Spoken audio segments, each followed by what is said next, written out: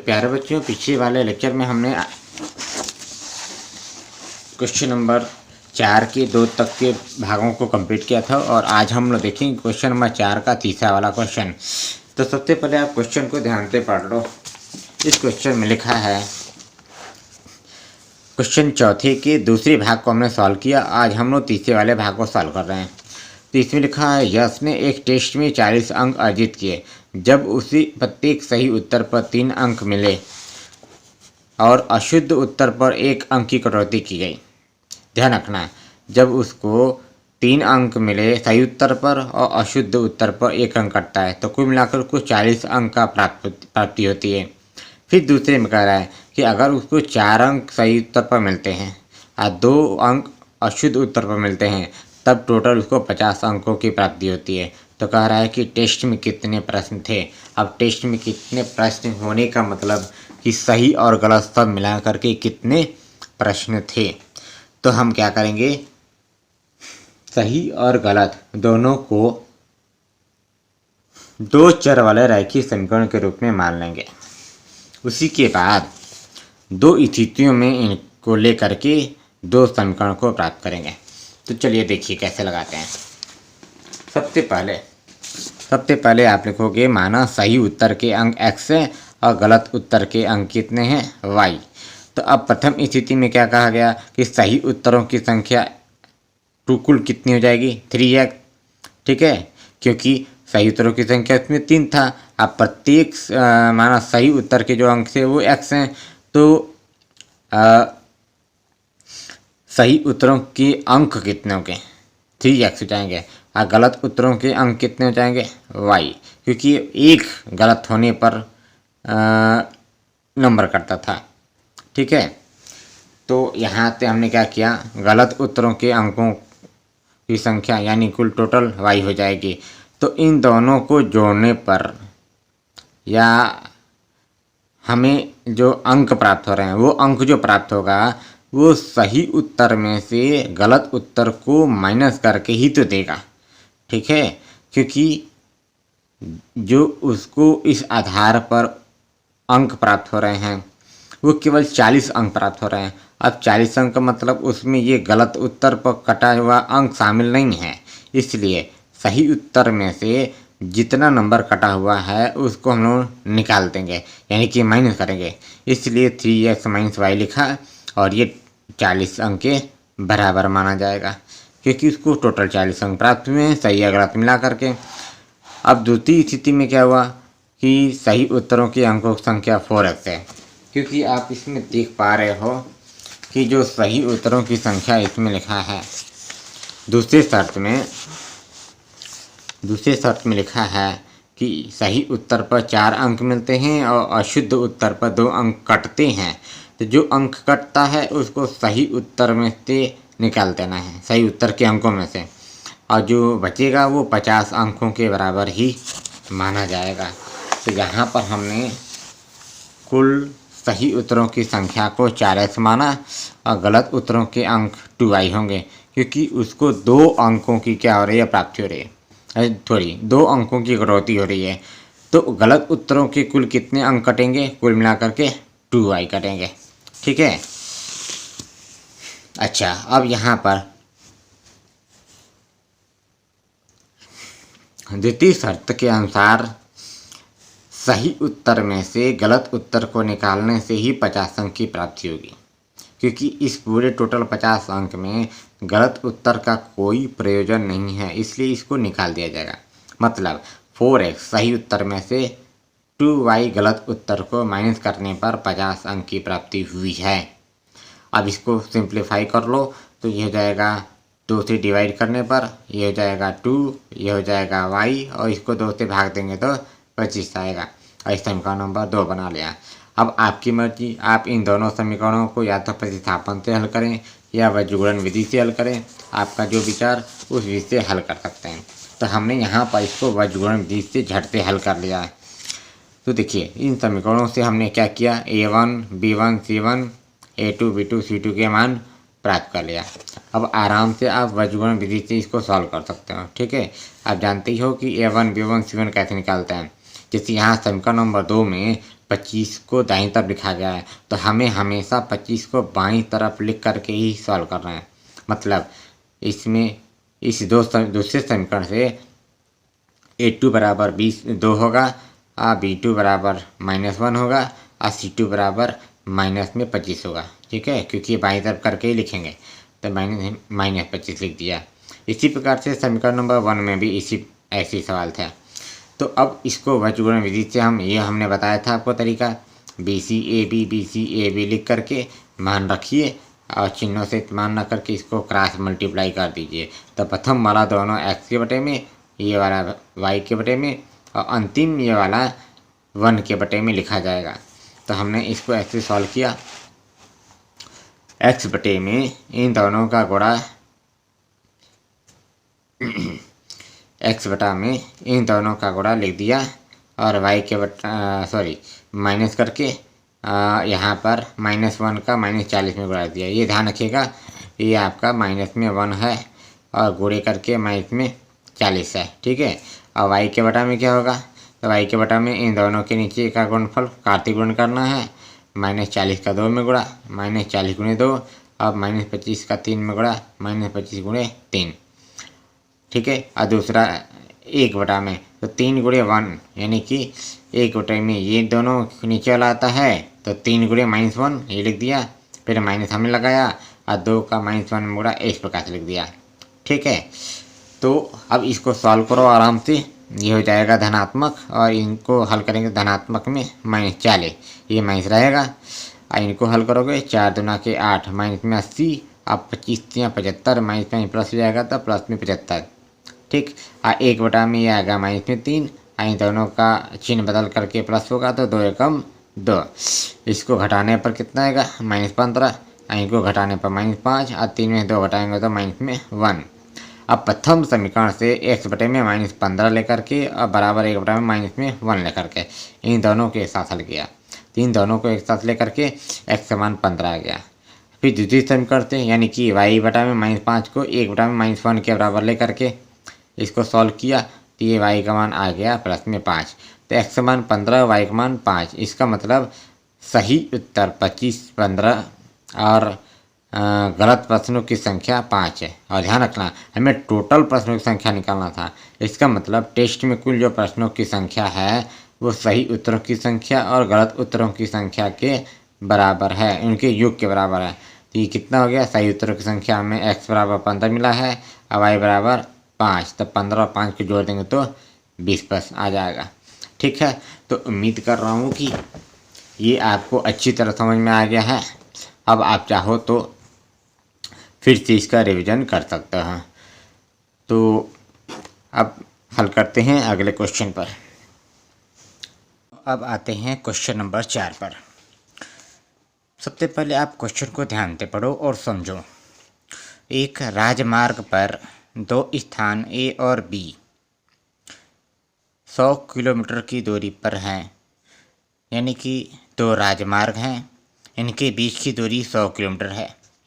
एक car A से तथा दूसरी कार B से एक ही समय चलना प्रारंभ करती है, यानी कि एक कार A वाले स्थान से और दूसरी कार B वाले स्थान से एक ही समय चलना प्रारंभ करती है, दोनों एक ही टाइम पर चलते हैं।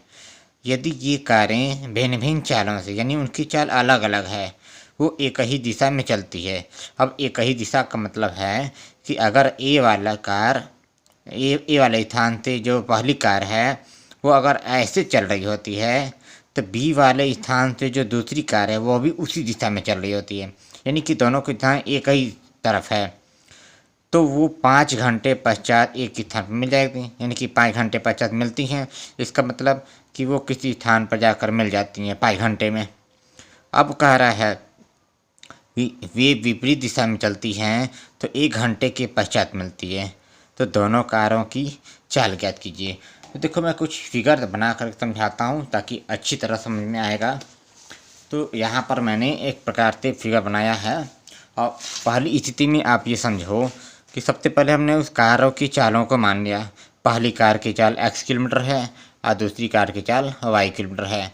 अब यहाँ पर 2 स्थितियाँ बनेगी। पहली स्थिति में जब दोनों कार क्या हैं, एक ही दिशा में चल रहे हैं। मतलब कार 1 वाला ए स्थान से इस दिशा में मान लेते हैं और कार 2 बी स्थान से इस दिशा में चल रही है। तो हमने मान लिया कि दोनों कार 5 घंटे के पश्चात किसी बिंदु यहाँ पर सी पर मिल जाती हैं। ठीक है, यानी कि ए वाली कार 5 घंटे पश्चात सी पर जाती है और बी वाली कार भी 5 घंटे में सी पर ही आती है। दोनों एक ही स्थान पर मिल जाती हैं, क्योंकि आपको क्वेश्चन में यहाँ दिया गया था कि क्वेश्चन में 5 घंटे पश्चात वो एक ही स्थान पर मिल जाती है। तो इसका मतलब आप समझो कि जैसे यहाँ लिखा है कि जो भिन्न भिन्न चालों से एक ही दिशा में चलती है तो 5 घंटे के बाद मिलती है। मतलब कि ये हमने जो लिखा है 5 घंटे के बाद मिल जाती है। तो ये आपका ए और बी स्थान से जो कारें चल रही हैं वो इस सी वाले स्थान पर मिल जाती हैं, हमने मान लिया। तो हमने इसको डाइजेस्ट करके आगे यहाँ पर सी पॉइंट ले लिया है। अब जबकि इन दोनों के बीच की दूरियाँ क्या हैं, 100 किलोमीटर है। तो इस स्थिति में हम कार 1 द्वारा और कार 2 द्वारा तय की गई दूरियों को निकालेंगे, क्योंकि ये जहाँ मिलती है वहाँ तक कितनी दूरी तय की।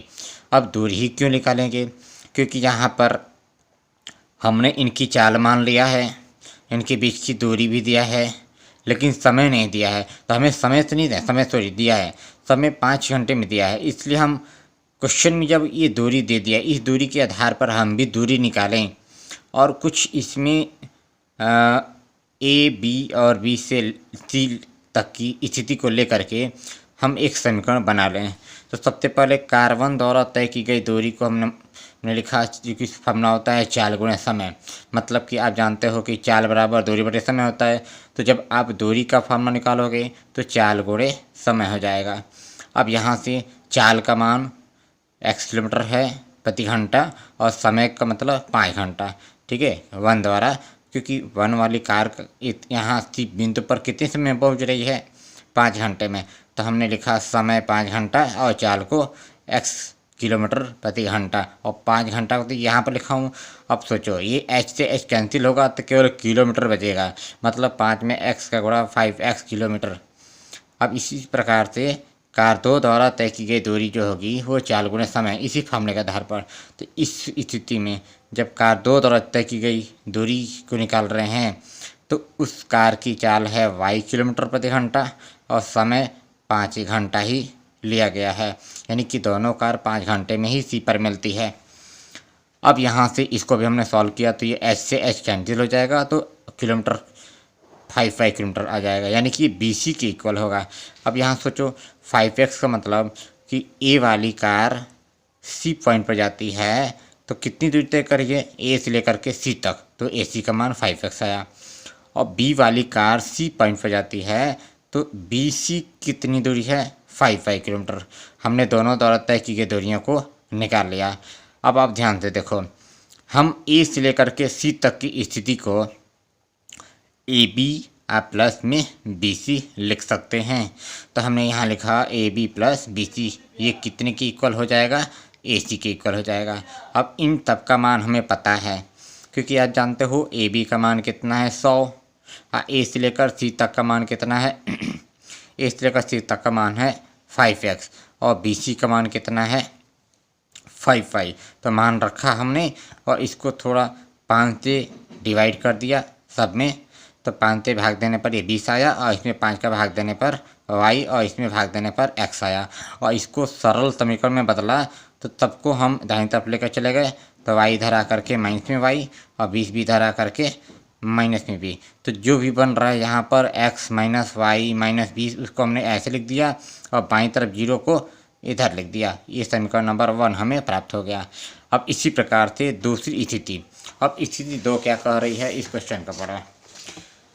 दूसरी स्थिति में यदि वो विपरीत दिशा में चलती है, विपरीत दिशा में चलती है इसका मतलब वो 1 घंटे के पश्चात मिलती है। तो दोनों कार की चाल हमें ज्ञात करनी है। तो दोनों कार की चाल ज्ञात करने के लिए दूसरी स्थिति में कार 1 द्वारा और कार 2 द्वारा जो दूरियां तय की जा रही हैं उसको ज्ञात किया जाएगा। यानी कि दोनों जब एक ही दिशा में विपरीत दिशा में चलती है, तो विपरीत दिशा में चलने का मतलब है कि कार 1 और कार 2 दोनों एक ही दिशा में चल रही है। तो यहाँ पर एक ही दिशा में चलने का मतलब कि कार1 कार2 की दिशा में और कार2 कार1 की दिशा में चल रही है। तो हमने मान लिया कि दोनों इस डी वाले बिंदु पर 1 घंटे के पश्चात मिल जाती है, कि क्वेश्चन में कहा है कि दोनों कार 1 घंटे के पश्चात मिलती है। तो अब इस स्थिति में क्या होगा, यहाँ पर कार1 द्वारा 1 घंटे में तय की गई दूरी जो कि चाल गुणे समय होती है, जो हमने लिखा था। तो चाल यहाँ पर हमने x किलोमीटर प्रति घंटा माना है और समय हमें 1 घंटे दिया गया है। ठीक है, आप देख सकते हो यहाँ पर समय दिया गया है। दूसरी स्थिति में विपरीत दिशा में जब चलती है तो 1 घंटे के पश्चात मिलती है। तो अब इन दोनों स्थितियों में हमने डी पॉइंट को ले लिया है कि दोनों डी बिंदु पर 1 घंटे के पश्चात मिलती है। तो अब यहाँ से क्या होगा, अब यहाँ से चाल गुणे समय में हमने मान रखा तो हमें एडी प्राप्त हुआ। एडी का मतलब है कि मान लेते हैं कि जो कार इस स्थिति में जो ए से चल कर के डी बिंदु पर आती है, तो ए से डी तक की दूरी एडी बराबर यहाँ लिखा हूँ x किलोमीटर आया। और कार 2 द्वारा तय की गई दूरी 1 घंटे में y किलोमीटर प्रति घंटा, यानी कि इसका भी फार्मूला y होगा।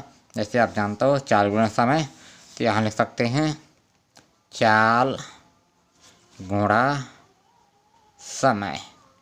अब चाल का मतलब y किलोमीटर प्रति घंटा है दूसरे का, और समय इस यह भी 1 घंटे लेता है। तो अब इस कार 2 को कहाँ तक दूरी तय करना होगा, डी तक, यानी कि बी से लेकर के डी तक। तो बी डी बराबर हमने लिखा y किलोमीटर। इसको हल करोगे तो ये एच से एच कैंसिल हो जाएगा, यहाँ पर भी एच से एच कैंसिल होगा क्योंकि ये बट्टा है। ठीक है, तो किलोमीटर ये और ये y किलोमीटर। अब हमें दोनों द्वारा तय की गई दूरियाँ पता चल गया।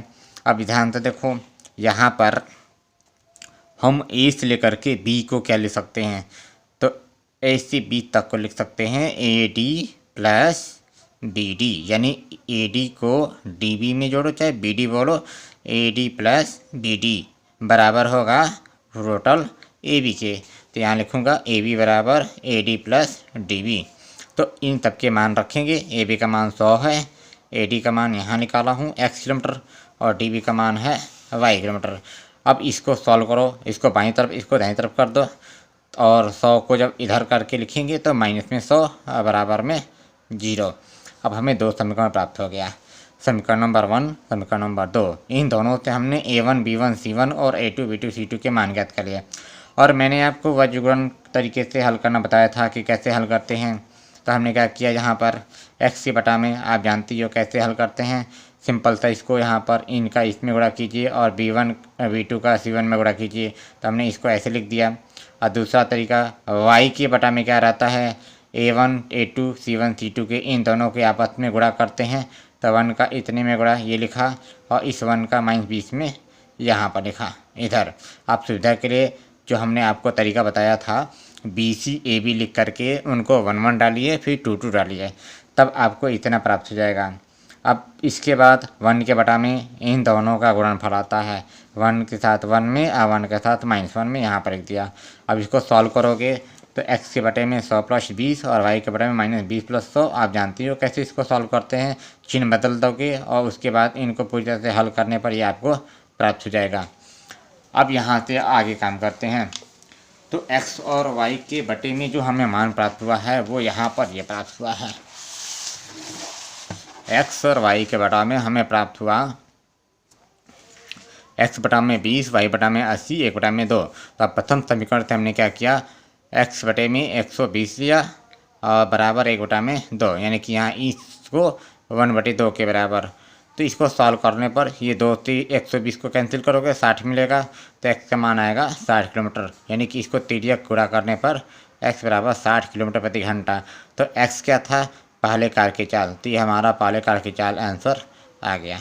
ठीक है, ये आपका आंसर हुआ। और दूसरा फिर द्वितीय समीकरण से, मतलब कि y बटा में 80 को 1/2 के बराबर ले लिया, 2 से 80 को कैंसिल किया, 40 मिला, और इसको तिर्यक गुणा करने पर y बराबर 40 किलोमीटर। ये आपका दूसरी कार की गति आ गई। तो हमने इसको आंसर लिख दिया, पहले कार की चाल 60 किलोमीटर प्रति घंटा और दूसरी कार की चाल 40 किलोमीटर प्रति घंटा है। अब इसी प्रकार से क्वेश्चन नंबर 5 में, क्वेश्चन नंबर 5 है हमारे पास एक आयत का क्षेत्रफल 9 वर्ग इकाई कम हो जाता है। अब यहाँ पर एक आयत के क्षेत्रफल से संबंधित सवाल है। अब ये आयत का जो क्षेत्रफल होता है वो लंबाई गुणे चौड़ाई के बराबर होता है, तो हमें सबसे पहले लंबाई और चौड़ाई को मानना पड़ेगा, क्योंकि ये दो चर वाले रैखिक समीकरण को पढ़ा जा रहा है। तो आयत का क्षेत्रफल 9 वर्ग इकाई कम हो जाता है। कब कम होता है? जब हम उसकी लंबाई 5 इकाई कम करते हैं और चौड़ाई को 3 इकाई बढ़ा देते हैं, यानी कि लंबाई और चौड़ाई में वृद्धि और कमी की जा रही है। तो हमने क्या किया, सबसे पहले उस आयत की लंबाई और चौड़ाई को क्रम से x इकाई और y इकाई मान लिया। अब आयत की क्षेत्रफल क्या हो जाएगा इस स्थिति में, जबकि हमने x और y इकाई माना है, तो आंसर है कि दोनों का गुणनफल ही उसका क्षेत्रफल होगा। अब प्रथम शर्त क्या कह रहा है, देख लो ध्यान से।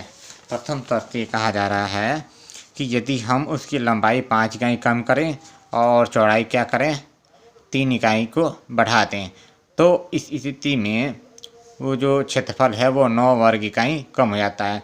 इस पूरे वाक्य को यानी इस कथन को हम इस प्रकार से लिख सकते हैं इस गणित की भाषा में कि लंबाई में से 5 कम करने पर और चौड़ाई में 3 की वृद्धि करने पर, वृद्धि का मतलब जोड़ने पर, दोनों का क्षेत्रफल जो नया आ रहा है वो क्षेत्रफल 9 इकाई कम हो जा रहा है। कम का मतलब जो क्षेत्रफल होगा वो 9 इकाई कम। तो क्षेत्रफल का मतलब हमने एक्स वाई निकाला है, ये एक्स वाई, और यहाँ पर लंबाई और चौड़ाई को एक्स और वाई मान रखा है। तो एक्स माइनस 5 और चौड़ाई वाई प्लस 3। और गुणा क्यों किया? क्योंकि ये जो पूरी नई लंबाई आएगी और नई चौड़ाई आएगी, उन दोनों का गुणनफल ही इस क्षेत्रफल का मान होगा, यानी क्षेत्रफल 9 कम हो जाएगा, तो इसलिए 9 लिखा। अब लंबाई x है चौड़ाई y है, तो दोनों का आपस में मल्टीप्लाई किया, x का y में xy, x का 3 में 3x, 5 का y में -5y और 5 या माइनस में 15, xy माइनस में, इन दोनों को बाईं तरफ ला दिया। तो xy बाईं तरफ आया माइनस में, 9 बाईं तरफ आया प्लस में। तो ये xy से xy कैंसिल, क्योंकि ये धनात्मक है और ऋणात्मक है। जो बच गया उसको हमने नोट कर लिया, और यहाँ पर -15 और +9 -6 होगा। तो ये समीकरण नंबर हमें 1 प्राप्त हो गया। अब इसी प्रकार से द्वितीय शर्त क्या है? द्वितीय शर्त ये लिखा है कि अब क्या किया जा रहा है कि लंबाई को 3 इकाई और चौड़ाई को 2 इकाई बढ़ा देने से क्षेत्रफल 67 वर्ग इकाई बढ़ जाता है। अब फिर उसी प्रकार से क्षेत्रफल 67 वर्ग इकाई बढ़ा करके यानी कि जोड़ कर रखेंगे, तो लंबाई को 3 इकाई चौड़ाई को 2 इकाई दोनों में बढ़ाया जा रहा है। तो इसका मतलब हम इस कथन को उसी प्रकार से लिख सकते हैं कि लंबाई में 3 इकाई की वृद्धि का मतलब जोड़ कर लिखेंगे, और चौड़ाई में 2 इकाई की वृद्धि यानी इसको भी जोड़कर, दोनों जो नई वाली लंबाई चौड़ाई आएगी उन दोनों का गुणनफल ही क्षेत्रफल में 67 की वृद्धि करेगा, इसलिए प्लस में 67 लिखा। अब यहाँ से बेसिकली लंबाई को x और चौड़ाई को y लिखें, और क्षेत्रफल जो था वो था हमारा xy। इस xy को मैंने यहाँ पर लिख दिया। अब इसको सॉल्व करोगे तो इन दोनों का आपस में मल्टीप्लाई करोगे, x का y में xy, 3 का x का 2 में 2x, और फिर 3 का y में 3y, और 3 दूना के 6, और इस xy को बाईं तरफ लाएंगे तो माइनस में xy, आज 67 बाईं तरफ आएगा तो माइनस में। उसके बाद xy से xy कैंसिल, जो बच गया उसको हमने नोट कर लिया, 6 में से 67 को माइनस कर दिया, माइनस में 61 आएगा। ठीक है, अब समीकरण 1 और 2 से a1 b1 c1 और a2 b2 c2 के गुणांक प्राप्त करेंगे। अब आप जानते हो कि इसको कैसे सॉल्व किया जाता है। तो बेसिकली सिंपल सा यहाँ पर x से बटा में जैसे हमने आपको जो तरीका बताया है उसी तरीके से आप इस वज्र गुणन को लगाएंगे। तो यहाँ से x के बटा में -5 गुणे माइनस में 61, यानी कि इस वाले b1 का c2 में मल्टीप्लाई, फिर माइनस लगा करके b2 का c1 में मल्टीप्लाई, ये हो गया। उसी प्रकार अगर y के बटा में लिखना है तो इस C1 C2 को मल्टीप्लाई कीजिए A1 A2 के साथ क्रॉस गुणन में, तो C1 का मल्टीप्लाई A2 में 6 गुणे 2, यानी यहाँ पर लिख दिया -6 गुणे 2, इस वाले का 3 में 3 गुणे माइनस में 61, ये हो गया। ठीक है, 3 गुणे माइनस में 61, और 1 के बटा में 3 का 3 में मल्टीप्लाई, 2 का -5 में मल्टीप्लाई, तो ये मल्टीप्लाई करने पर इतना प्राप्त होगा। आप इसको मल्टीप्लाई कर सकते हो, और इसको सॉल्व किया 323 आया। इसको सॉल्व करने पर 171 और 9 और 10 को जोड़ने पर 19। अब यहाँ प्रथम समीकरण से हमने ले लिया कि प्रथम समीकरण से यहाँ पर x के बटे में 323 को 1/19 के बराबर लेकर के सॉल्व किया तो 19 से 17 बार में 323 कैंसिल हो गया तो x समान 17 का 3 गुणन करने पर 17 इकाई प्राप्त हुआ। और द्वितीय समीकरण से y के बटा में 171 को 1/19 के बराबर, ये दोनों एक साथ ले लिया क्योंकि सब तीनों इक्वल है। तो y का मान यहाँ से 19 से इसको डिवाइड करने पर 9 प्राप्त होगा और क्रॉस गुणन करने पर y बराबर 9 इकाई आएगा। इसलिए कह सकते हैं कि आयत की लंबाई 17 इकाई और चौड़ाई 9 इकाई है। तो बेसिकली आपको बहुत ही अच्छी तरह समझ में आया होगा। इसमें ज़्यादा कुछ कठिन समस्या नहीं है, बस आपको बेसिकली ये समझना है कि कितने प्रकार के क्वेश्चन बनते हैं। तो आपको मैं दिखा दूँ यहाँ पर जो भी समस्यात्मक प्रश्न दिया है।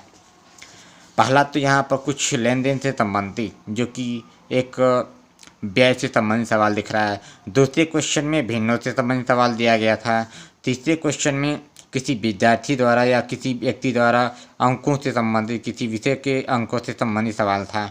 और इस वाले में जो क्वेश्चन नंबर 4 है ये एक प्रकार से चाल समय से संबंधित सवाल है। उसी प्रकार 5वां सवाल अधिकतर एग्जाम में पूछे जाते हैं और ये है आयत के क्षेत्रफल से संबंधित सवाल या किसी वर्ग से संबंधित सवाल भी पूछ सकता है।